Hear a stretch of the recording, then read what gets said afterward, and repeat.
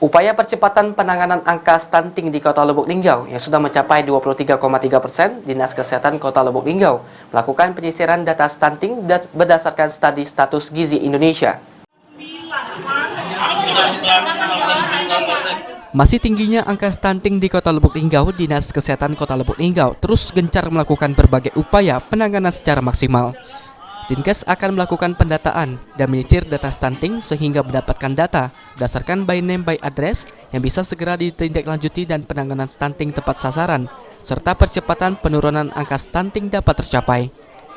Saat ini berdasarkan studi status gizi Indonesia, angka stunting Kota Lubuk Linggau mencapai 23,3%, yang merupakan hasil survei terhadap 12 kelurahan, dengan setiap satu kelurahan ada 10 sampel. Survei terhadap 12 kelurahan dan satu kelurahan 10 sampel.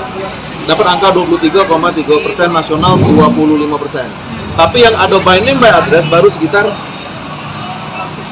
1 atau 1,7% lah baru.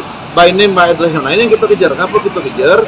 Saya katakan tadi biar kita intervensi terhadap stunting itu pas. Supaya kita tahu by name by address siapa dan yang stunting, bagaimana kondisi ekonomi keluarganya, maka penanganannya kan tidak sama.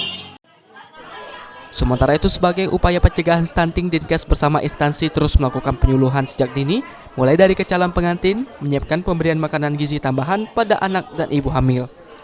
Tri Hajaria, PAL TV.